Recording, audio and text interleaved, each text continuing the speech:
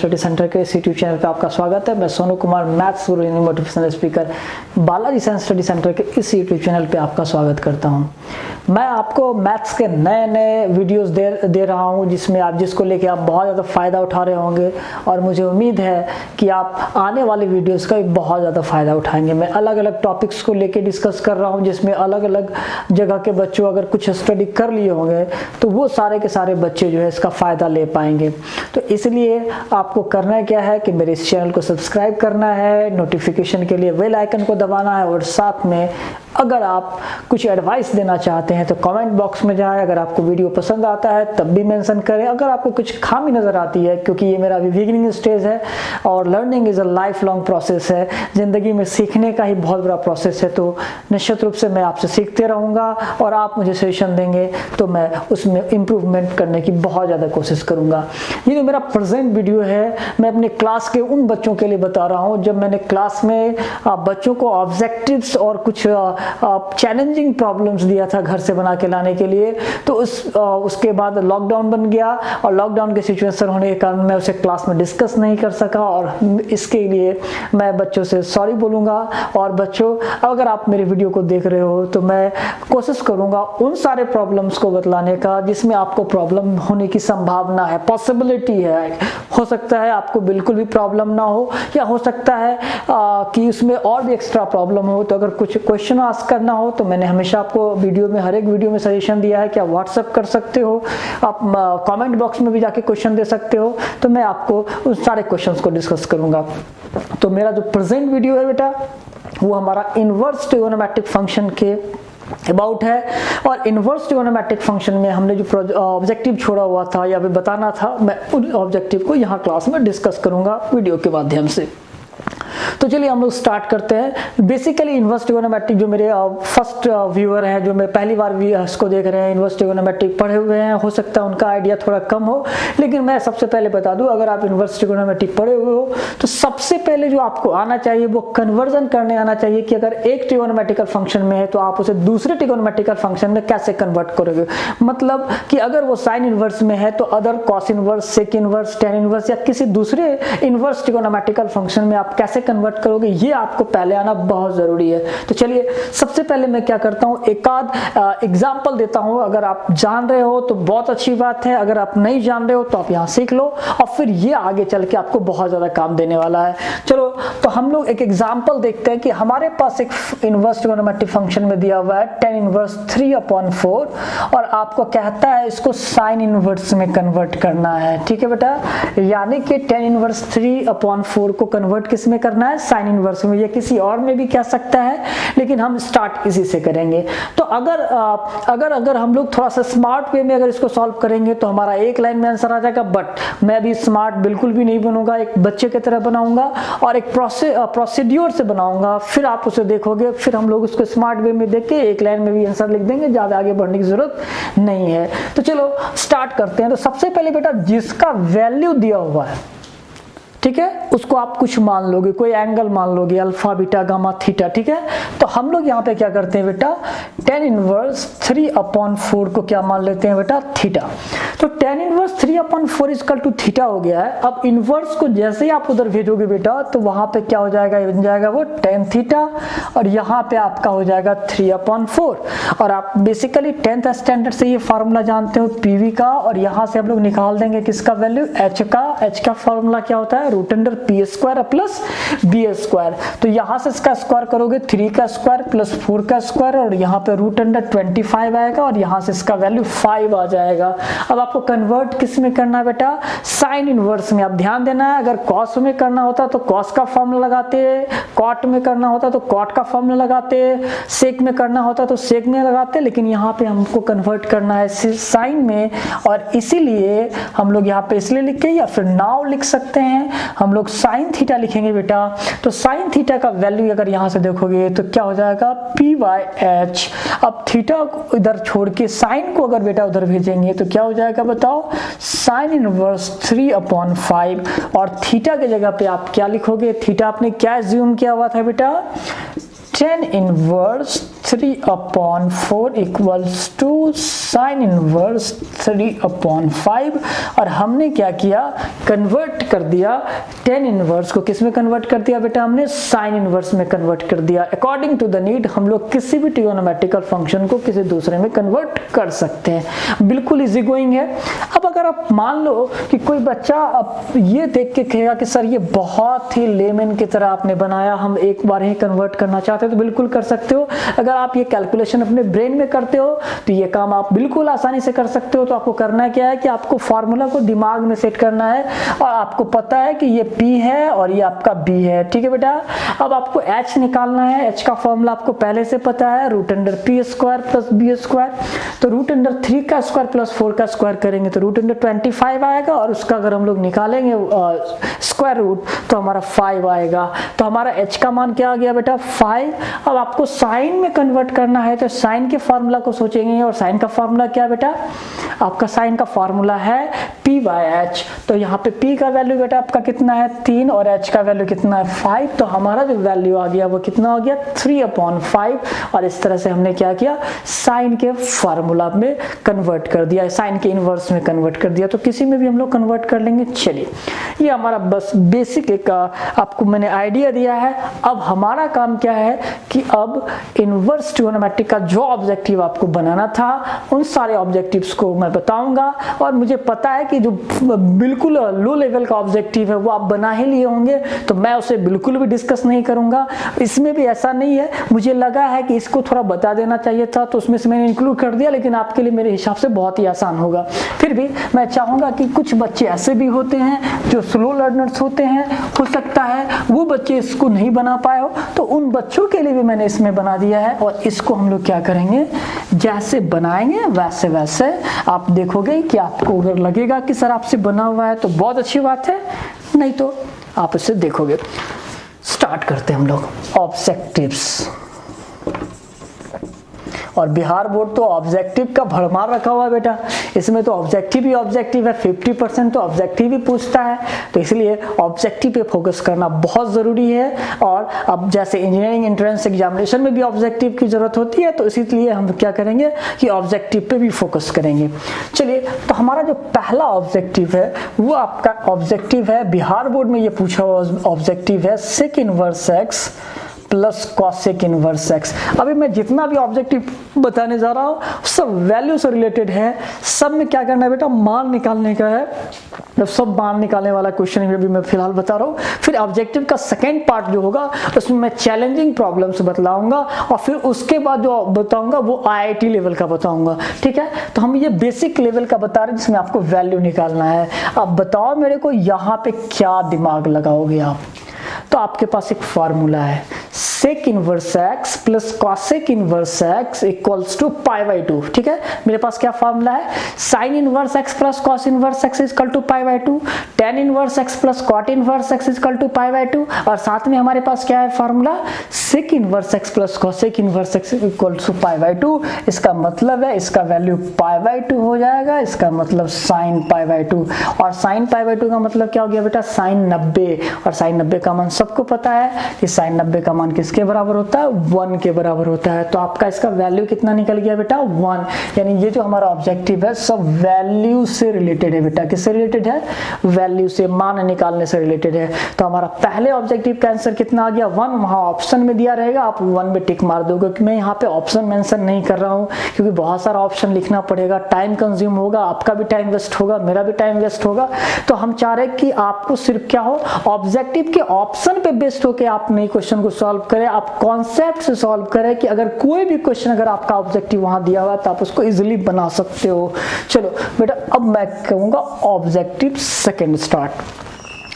तो यहाँ पे एक ऑब्जेक्टिव दिया हुआ है आपको 2 tan inverse 1/3 plus tan inverse 1/7। आपको बेटा क्या करना है, इसका वैल्यू निकालना है। 2 tan inverse 1/3 plus tan inverse 1/7 का आपको वैल्यू निकालना है। तो आप आओ, अब कैसे निकालोगे, तो चलो अब आपको मैं एक फार्मूला बता दे रहा हूँ, किसका फार्मूला बता दे रहा हूँ, 2 tan इनवर्स x का। 2 tan इनवर्स x का फार्मूला क्या है बेटा बताओ, tan inverse 2x upon 1 minus x square sine inverse 2x upon 1 plus x square, और फार्मूला क्या है, cos inverse 1 minus x square upon 1 plus x square. और इसको मैंने बताया क्लास में टाइप 5 में, और इसका नाम मैंने रखा हुआ था टाइफाइड। और मैंने बोला था बेटा ये एक ऐसा फार्मूला है कि पूरे के पूरे जिंदगी में आपको याद रहना चाहिए। आपके पिताजी का नाम याद होना हो, ये फार्मूला याद रहना चाहिए, क्योंकि आपके पिताजी के नाम से नंबर जरूर नहीं मिलेगा, लेकिन अगर आप देखो तो बिहार बोर्ड में ऐसा कोई भी ईयर नहीं मिलेगा जिसमें कहीं ना कहीं इसका इस्तेमाल नहीं हुआ होगा। इसका मतलब है इस फार्मूला को निश्चित याद रखना है, ठीक है बेटा। तो अब आप यहाँ पे देखो कि हमारे पास जो वैल्यू है यहाँ पे 2 tan इनवर्स 1/3 का वैल्यू निकालना है, यहाँ tan इनवर्स 1/7 है। सारा टर्म चूंकि tan इनवर्स में है, इसीलिए हम लोग क्या करेंगे, 2 tan इनवर्स x का फॉर्मूला tan इनवर्स में अप्लाई करेंगे। तो tan इनवर्स में अप्लाई करेंगे तो बेटा फार्मूला क्या है, यानी ये फार्मूला हमको यहाँ से बाकी हटा देना है। अब यहाँ पे फार्मूला जो मेरा कहता है कि 2 tan inverse x is equal to tan inverse 2 times of x, यानी जो भी है उसका दुगुना कर देना है, और बटे में 1 माइनस जो भी है उसका होल स्क्वायर कर देना है, ठीक है बेटा। तो अब यहाँ पे अगर हम लोग करेंगे तो क्या लिखेंगे बेटा, tan इनवर्स 2 इंटू एक्स के जगह पे आपका 1/3 है, और अपॉन करेंगे बेटा तो क्या हो जाएगा 1 माइनस 1/3 का स्क्वायर करेंगे, तो 1/3 का स्क्वायर करेंगे तो कितना हो जाएगा 1/9, ठीक है बेटा। अब प्लस में आपका यहाँ बगल में कितना है बेटा, tan इनवर्स 1/7, क्योंकि इसके साथ तो कोई छेड़छाड़ नहीं किया है मैंने। चलो अब आगे की तरफ बढ़ेंगे और इसको थोड़ा सिंप्लीफाई करेंगे बेटा। सिंप्लीफाई यहीं पे करते हैं, तो ऊपर वाले टर्म को अगर आप लिखोगे बेटा तो 2 tan इनवर्स 2/3 अपॉन यहाँ पे भिन्न का जोड़ कर दो तो 9 माइनस 1/9, और प्लस में बेटा यहाँ पे बताओ कितना है, tan इनवर्स 1/7, ठीक है बेटा। अब अगर tan इनवर्स 2/3 है, यहाँ सिंप्लीफाई करोगे बेटा तो 8/9 आएगा, 8/9 आएगा।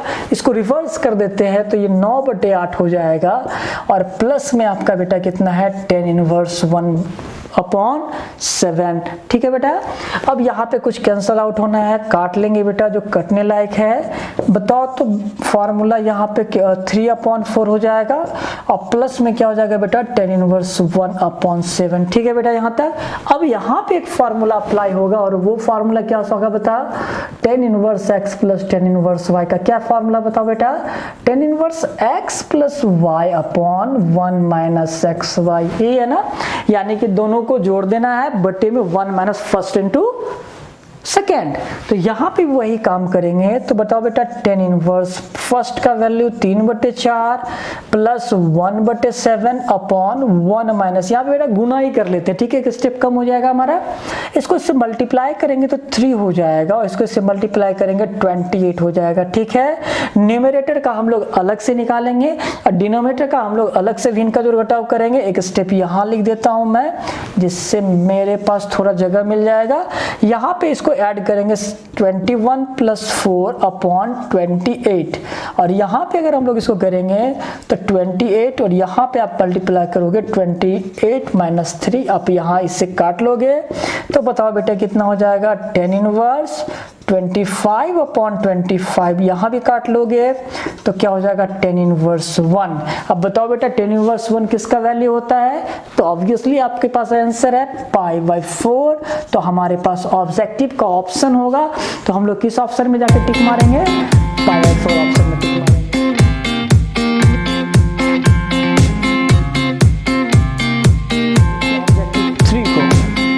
ऑब्जेक्टिव 3 का भी वैल्यू निकालना है आपको, तो सबसे पहले आप ध्यान देके देखोगे कि यहाँ पे सेक इनवर्स और ये साइन इनवर्स का फॉर्मूला है। जैसे ही दोनों दो ट्रिगोनोमेट्रिक इनवर्स ट्रिगोनोमेट्रिकल फंक्शन आपस में प्लस या माइनस के रूप में आता है, तो हमारे दिमाग में एक ही फॉर्मूला चलता है, उसके प्लस वाला फॉर्मूला या उसके माइनस वाला फॉर्मूला। अगर आप प्लस माइनस के रूप में जरा सा भी सोच रहे हो तो आप इस चीज को दिमाग से बिल्कुल निकाल दो। आप उस फॉर्मूला का यूज तभी करोगे जब वो बिल्कुल छोटे छोटे टर्म के रूप में होगा। अगर वो जैसे कुछ मुश्किल टर्म के रूप में हो, आप एडिशनल दूसरे फॉर्मूला को भी यूज करने की कोशिश करो कि आपके पास दूसरा अल्टरनेट फॉर्मूला उपलब्ध है या नहीं है। अब अगर थोड़ा ध्यान से देखो, हमारे पास एक फार्मूला है, क्या बेटा formula, sine inverse x plus cos inverse x is equal to pi by 2। ठीक है बेटा, अगर ये साइन और कॉस इनवर्स एक्स हो तो इसका मान पाई बाई 2 होगा। और थोड़ा ध्यान से देखा जाए तो दोनों वैल्यू लगभग नियरली इक्वल है, बट सेम नहीं है। सेम इसलिए नहीं है क्योंकि ये अपोजिट है। यहाँ प्लस का चिन्ह ऊपर है, माइनस का चिन्ह नीचे है, यहाँ माइनस का चिन्ह है ऊपर और प्लस का चिन्ह नीचे है। लेकिन आपके दिमाग में एक रिवर्सल फॉर्मूला के रूप में आना चाहिए, जब हम लोग आर्गुमेंट को रिवर्स कर सकते हैं। और वो फॉर्मूला हमारे पास क्या है बेटा, साइन इनवर्स एक्स बराबर क्या है आपका, कॉसेक इनवर्स 1/x, या sec inverse x is equal to क्या है बेटा, कॉस इनवर्स 1/x। ठीक है, यानी कि गुरु और चेला, साइन का चेला कॉसेक, कॉस का चेला सेक और टेन का चेला कॉट। गुरु और चेला है, गुरु और चेला हमेशा उल्टा पुल्टा होते रहता है। ठीक है बेटा, इसका मतलब है कि सेक का जो है वो चेला कौन है, वो कॉस है। अगर इसको पलट देंगे तो वो कॉस के फॉर्म में आ जाएगा।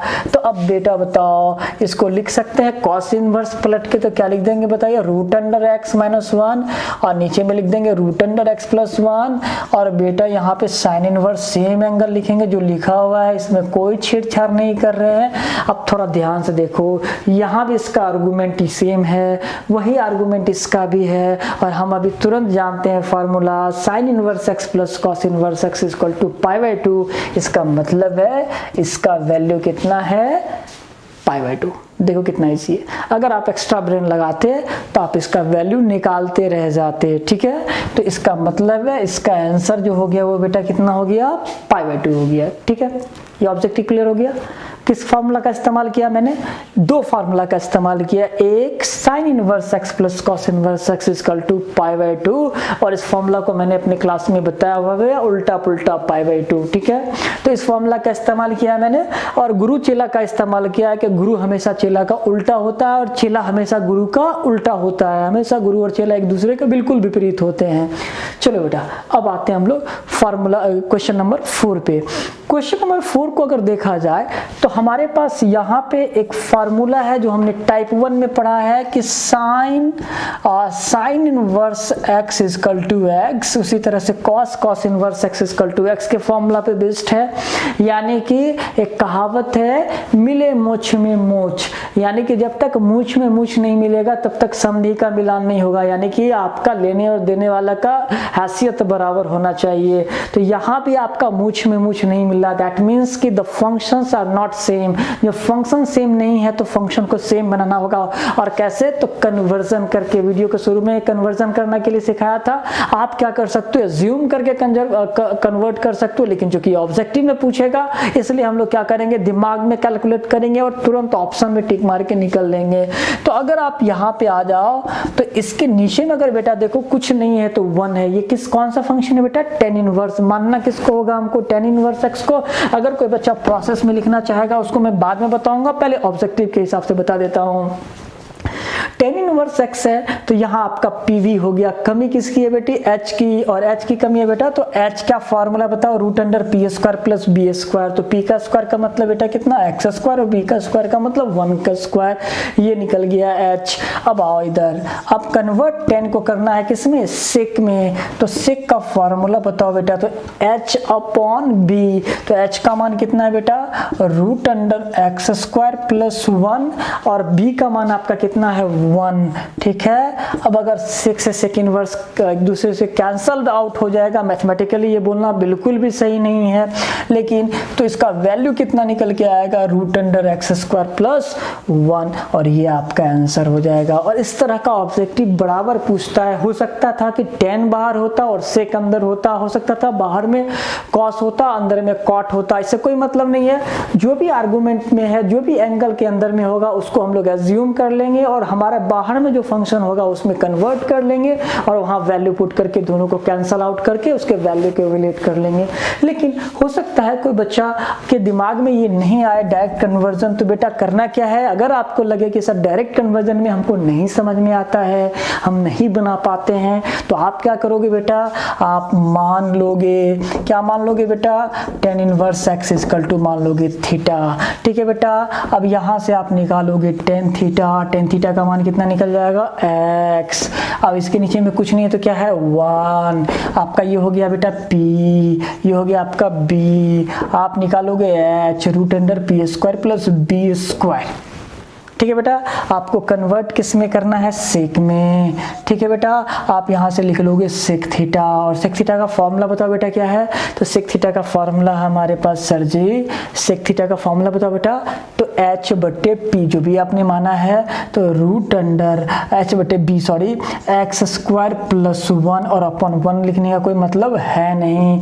अब यहाँ आप सेक ही रहने दोगे और जो आपने थीटा माना है इसी थीटा को यहाँ लिख दो, तो यहाँ थीटा का मान कितना लिख दोगे बेटे, tan इनवर्स x, और इसका वैल्यू कितना निकल के आ गया, root under x square plus 1 आपका निकल के आ गया। क्या किया मैंने, फिर से यहाँ पे थोड़ा नोटिस करोगे, यहाँ तक तो ओके है सर यहाँ तक बिल्कुल दिक्कत नहीं है, यहाँ तक तो हमने 10वां क्लास तक में ही पढ़ा है, 10th स्टैंडर्ड में ये सब पढ़ा है मैंने। तो अब मैंने कुछ नहीं किया सर, इस थीटा जो आपने माना था उसी थीटा का मान हमने यहाँ डाल दिया। थीटा कितने के बराबर था, tan इनवर्स x के बराबर था, तो हमने थीटा की जगह tan इनवर्स x ले लिया, तो ये क्या निकल के आ गया, sec tan इनवर्स x, और यही तो मान आपको निकालना था, तो इसका वैल्यू कितना निकल के आ गया, root under x square plus 1। अब हम लोग आते हैं क्वेश्चन नंबर 5 पे। हमारा ये जो 5वां ऑब्जेक्टिव है वो भी कहीं ना कहीं कन्वर्जन से जुड़ा हुआ है, थोड़ा ध्यान से देखिए। हमारे पास ये है tan में और हमारे पास है ये cos में, बाहर में है tan में। हमारे पास इस दोनों का फॉर्मूला लगाने के लिए है, हम जानते हैं कि दो त्रिकोणमितिकल इनवर्स त्रिकोणमितिकल फंक्शन को आपस में फार्मूला से ऐड हम लोग फार्मूला अप्लाई कर सकते हैं अगर वो एडिशन या सब्ट्रैक्शन के फॉर्म में हो तो, लेकिन वो सेम इनवर्स ट्रिगोनोमेट्रिकल फंक्शन में होना चाहिए। लेकिन हमारा यहाँ जो फंक्शन है वो अलग अलग है, तो हम लोग क्या कर सकते हैं, अभी जैसे एज्यूम करके कन्वर्ट करना सीखे हैं, ये तो हम लोग डायरेक्ट कन्वर्ट भी करना आप जानेंगे। तो अगर डायरेक्ट कन्वर्ट करना है तो इसको कॉस में कन्वर्ट कर सकते हैं, ये भी कॉस में है, कॉस में कॉस को अप्लाई कर देंगे, रिजल्ट आएगा, फिर कॉस को tan में अप्लाई कर देंगे, आंसर आ जाएगा।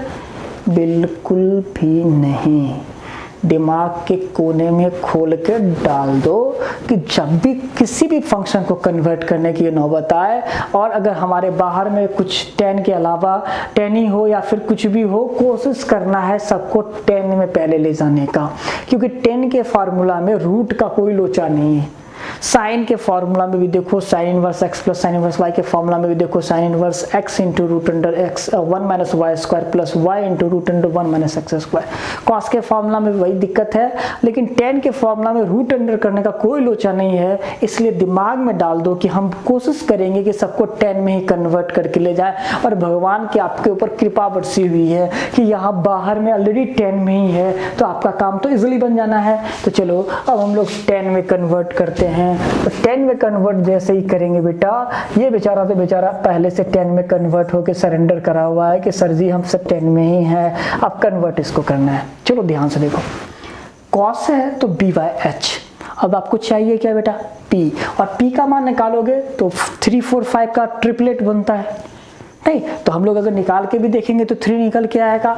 जब 10 में कन्वर्ट करेंगे तो 10 का फॉर्मूला क्या होता है बताइए आप, तो p/b, तो p का मान आपने निकाला है 3 और b का मान है आपका 4। अब हम लोग 10 का फॉर्मूला अप्लाई कर सकते हैं, क्या बेटा 10 का फॉर्मूला बताओ तो बेटा tan इनवर्स पहलुक का प्लस दोसर का बटे 1 माइनस पहलुक का गुने दोसर का, यही है ना बेटा। तो चलिए अब यहाँ से tan से tan इनवर्स हम लोग कैंसिल आउट करके हटाई दे, इसका काम पहले तमाम कर दे। अब यहाँ से काटना मत, ये काम जल्दी मत करना, कभी भी कैंसल आउट नहीं करना, क्योंकि बाद में फिर आपको रिवर्स करके फिर लोचा बढ़ा देगा। आप हमेशा कोशिश नहीं करना, हमेशा करना ही करना कि आप क्या करना, सिंपली गुना कर देना और तब जाके अगर इसका भिन्न का जोड़ करोगे बेटा तो बताओ तो कितना आ जाएगा ऊपर में 9 + 8 अपॉन 12 अपॉन, यहाँ भी अगर देखोगे तो 12 हो जाएगा, यहाँ 12 और माइनस में 6 और 12 से 12 कट जाएगा। ठीक है, देखो एक फायदा मिला आपको कि फिर से आपको यहाँ पे कुछ करने की एडिशनल जरूरत नहीं पड़ी, ये कैंसल आउट हो गया। तो 17/6 और ये हमारा इसका आंसर आ गया।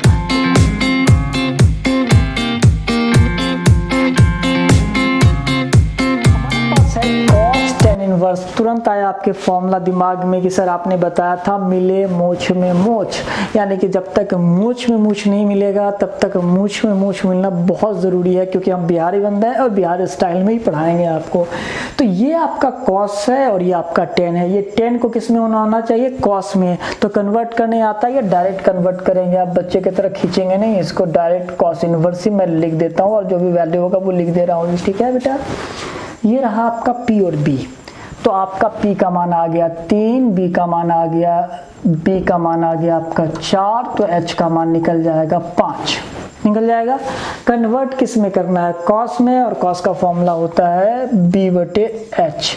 अब यहाँ से इसको हटा दो बेटा, तो इसका आंसर आ गया 4/5 बन जाएगा। ऐसा कोई भी क्वेश्चन आप थोड़ा सा रफ साइड में कर लोगे, फटाक ऑब्जेक्टिव को निकाल लेना है, कोई इशू नहीं है बेटा किसी को। चलिए आगे बढ़ते हैं। अब हमारे पास एक क्वेश्चन है, tan 1/2 cos इनवर्स √5/3। अब थोड़ा सा इंतजार करना है। अभी तक जो भी हमने इस कन्वर्जन वाले क्वेश्चन में देखा है, यहाँ पे कोई भी टर्म नहीं है, कोई भी नंबर नहीं है एक्स्ट्रा। यहाँ पे नॉर्मल फंक्शन है, आर्गुमेंट में सिर्फ इनवर्स नॉर्मल रूप में है।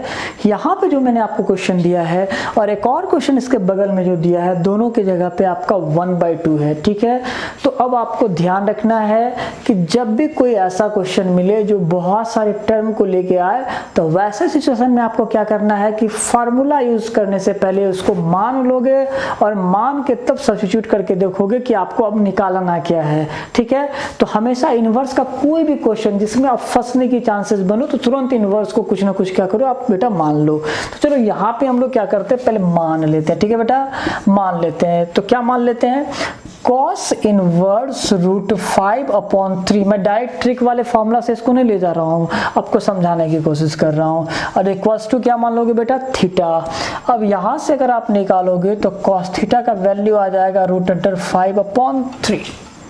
ये वैल्यू किसका आ गया बेटा, cos थीटा का वैल्यू आ गया। ठीक है, अब आपको 3 फार्मूला आपको याद रखना होगा, और ये फार्मूला क्या है याद रखना होगा, tan θ/2 का फॉर्मूला याद रखना होगा, प्लस माइनस √1 - cos θ/1 + cos θ। ठीक है बेटा, और फिर अगर आपको sin θ/2 का फॉर्मूला याद रखना होगा बेटा कि प्लस माइनस √1 - cos θ/2, और tan cos के फॉर्मूला याद रखना होगा, cos θ/2 = प्लस माइनस √1 + cos θ/2।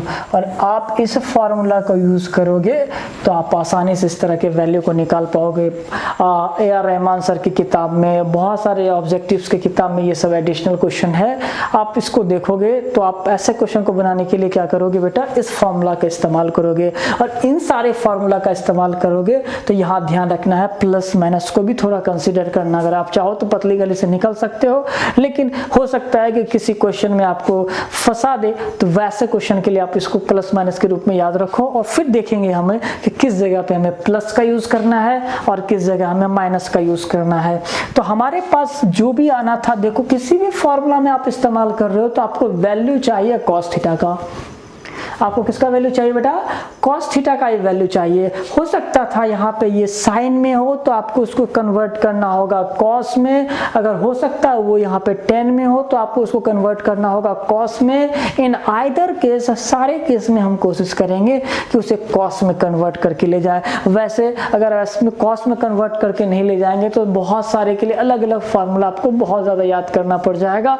लेकिन अगर आप मिनिमम फार्मूला इस्तेमाल करना चाहते हो तो आपको क्या करना है, कॉस में ही कन्वर्ट करके रखना है और इसके इसी फॉर्मूला किसी भी फॉर्म को आपको यूज करना है। तो आपके पास क्या है कि बेटा कॉस में संयोग है ऐसा कि आपका कॉस में आ चुका है, ठीक है बेटा। तो अब हम लोग क्या करेंगे, जो मान निकालना है अब उसको हम लोग देखेंगे। बेटा हमको मान किसका निकालना था, tan 1/2 cos इनवर्स √5/3 का मान निकालना था, यानी कि tan, थोड़ा ध्यान से देखोगे इसको थीटा माने थे ना बेटा, और 1/2 है इसका मतलब tan θ/2। आपको अब मान किसका निकालना है, tan θ/2। वैल्यू किसका आपके पास, cos थीटा का वैल्यू है, तो आप यूज करोगे बेटा tan θ/2 का फॉर्मूला क्या है बेटा बताओ, plus minus √1 minus cos θ/1 plus cos θ, ठीक है बेटा। और cos θ का वैल्यू आपके पास है तो आप यहाँ पे डालोगे तो plus minus √1 minus √5/3 upon 1 plus √5/3, ठीक है वैल्यू। अब यहाँ पे हम लोग क्या करेंगे, यहाँ पे एडिशन कर सकते हैं, सब्ट्रैक्शन कर सकते हैं, न्यूमरेटर में घटा के और डिनोमिनेटर में ऐड करके लिख देते हैं। एक स्टेप कैंसल आउट कर दे बेटा हम यहाँ पे, आप नीचे में देखोगे डिनोमिनेटर में दोनों का 3 आएगा, एक दूसरे से कैंसल आउट हो जाएगा, तो ऊपर में क्या आ जाएगा बेटा 3 माइनस √5/3 प्लस √5। अब यहाँ पे आप लोग क्या करोगे, यूज करोगे, आप किस चीज का यूज करोगे, तो प्रमेयीकरण जैसा एक टर्म पढ़े थे हम लोग बेटा, 3 माइनस √5 का यूज करोगे। अब यहाँ पे आप लिखोगे प्लस माइनस रूट अंडर क्या हो जाएगा 3 माइनस √5 का होल स्क्वायर, और यहाँ पे बेटा क्या हो जाएगा बताओ a² माइनस b², क्योंकि ये a plus B into a minus B के फॉर्म में है, तो यहाँ पे आपका हो जाएगा 9 माइनस 5 यानी प्लस माइनस √3 माइनस √5 का होल स्क्वायर अपॉन 4। और अब इसका स्क्वायर रूट करेंगे तो प्लस माइनस क्या हो जाएगा बेटा 3 माइनस √5/2, और ये हमारा किसका मान निकल गया tan θ/2 का, ठीक है बेटा। लेकिन अब आपको देखना ये है बेटा यहाँ पे जो सबसे काम का चीज है, क्योंकि tan θ/2 का इसका तो कोई एक वैल्यू लेना है, या तो पॉजिटिव या तो नेगेटिव। अब किस वैल्यू को आप सेलेक्ट करोगे ये सबसे इंपॉर्टेंट पार्ट है। अब इसे थोड़ा ध्यान से समझो। हमने क्या किया है बेटा कि इस पूरे के पूरे एंगल को cos इनवर्स, इसको क्या मान लिया बेटा हमने थीटा मान लिया है, cos इनवर्स इस पार्ट को हमने क्या मान लिया, थीटा मान लिया, ठीक है। अब थोड़ा यहाँ ध्यान से देखोगे, cos इनवर्स इस पार्ट को हमने थीटा माना है, और cos इनवर्स के आर्गुमेंट में हमारा यहाँ पॉजिटिव वैल्यू है। कौन सा वैल्यू बेटा, पॉजिटिव। अब अगर आप cos इनवर्स के डोमेन और रेंज के बारे में थोड़ा सा जानते हैं, तो cos इनवर्स का जो रेंज होता है वो 0 से पाई के बीच में होता है। cos इनवर्स का रेंज बेटा कहाँ से होता है, 0 से लेके पाई में, या तो फर्स्ट क्वाड्रेंट में होता है, या तो आपका सेकेंड क्वाड्रेंट में होता है, या तो फर्स्ट में होता है, तो क्या होता है बेटा सेकेंड में होता है। चूंकि ये ऑलरेडी पॉजिटिव टर्म है, या हम लोग यहाँ भी कह सकते हैं ये चूंकि पॉजिटिव टर्म है, इसका मतलब हमारा cos इनवर्स पॉजिटिव है, और cos इनवर्स पॉजिटिव इसमें होता है और नेगेटिव इसमें होता है। इसका मतलब है कि ये जो थीटा जो हम लोगों ने अज्यूम किया है वो थीटा पॉजिटिव है, और चूंकि थीटा पॉजिटिव है इसका मतलब ये है कि हमारा वैल्यू 0 से लेके कहाँ के बीच में होगा, π/2 के बीच में होगा। यानी हमारा जो थीटा का मान जो होना चाहिए वो कहाँ से कहाँ तक होना चाहिए, 0 से लेके बेटा किसके बीच में होना चाहिए, π/2 के बीच में होना चाहिए। किसका वैल्यू होना चाहिए, थीटा का। अब हम लोग थोड़ा सा आगे बढ़ते हैं, क्योंकि हमें मान निकालना किसका बेटा, θ/2 का। तो हम लोग सब में 2 से डिवाइड कर देते हैं, और जैसे ही हम लोग इसमें 2 से डिवाइड करेंगे तो 2 से जैसे डिवाइड करेंगे तो ये 0 हो जाएगा, और ये हमारा θ/2 हो जाएगा, और ये हमारा हो जाएगा π/4 हो जाएगा, ठीक है। यानी थीटा का वैल्यू अगर 0 से 90 के बीच में है सर जी,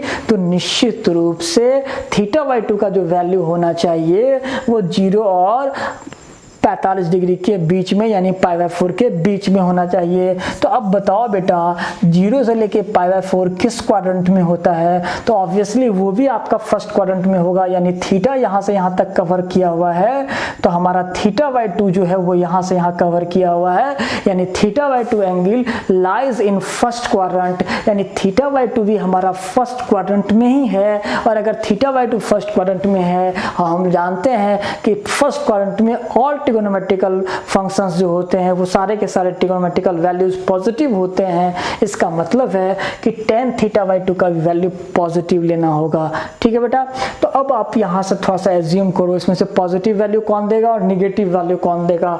तो आप ध्यान से देखो, अगर दो केस में अगर इस प्लस माइनस को इग्नोर करें, इसके वैल्यू को थोड़ा ध्यान से देखें, ये आपका √5 है यानी 2 पॉइंट समथिंग, 2 होने वाला है ये। ठीक है, इसका मतलब है ये इससे छोटा है और 3 में से 2 अगर आप घटाओगे तो अब बताओ क्या आएगा, पॉजिटिव टर्म आएगा। इसका मतलब है ये टर्म पॉजिटिव है, इसका मतलब इसको पॉजिटिव बना के रखना है, इसलिए हमें प्लस चिन्ह का यूज करना पड़ेगा। इसका मतलब है कि tan θ/2 का जो वैल्यू होना चाहिए यहाँ प्लस रहने देंगे 3 - √5/2 और ये हमारा जो होगा वो रिक्वायर्ड आंसर होगा। ठीक है, लोग यूजुअली इसको डिस्कस नहीं करते हैं, सिर्फ प्लस मान ले लेते हैं, क्योंकि आंसर भी प्लस से आ जाता है तो लोग समझते हैं मैं जीनियस हो गया। लेकिन बेटा आपको आस्क करना चाहिए कि सर यहाँ माइनस क्यों नहीं होगा। तो आपको अगर माइनस और प्लस का कंफ्यूजन था, मैंने यहाँ पे क्या किया, उस पूरे कंफ्यूजन को क्लियर किया है कि यहाँ पे हम पॉजिटिव वैल्यू ही क्यों लेंगे, हम लोग निगेटिव वैल्यू क्यों नहीं लेंगे। तो आपके लिए अगला जो मेरा होमवर्क है, आप क्या करेंगे, इस क्वेश्चन को बनाएंगे और 8 नंबर क्वेश्चन को बना के आप खुद से देखोगे, आप इसके क्वाड्रेंट को स्टडी करोगे, आपके इसके पॉजिटिविटी और नेगेटिविटी को स्टडी करोगे और फिर डिसाइड करोगे कि θ/2 का वैल्यू क्या आना चाहिए, पॉजिटिव या नेगेटिव। और मैंने चूंकि साइन का इस्तेमाल है तो साइन θ/2 का फार्मूला भी मैंने अभी बता दिया है, तो आप वैल्यू पुट करोगे, इवैल्यूएट करोगे और आंसर मेरे कमेंट बॉक्स में जाके दे दोगे। और आपने इस मेरे पूरे वीडियो को देखा, इस पार्ट को देखा, इसके लिए बहुत बहुत धन्यवाद। Thank you very much.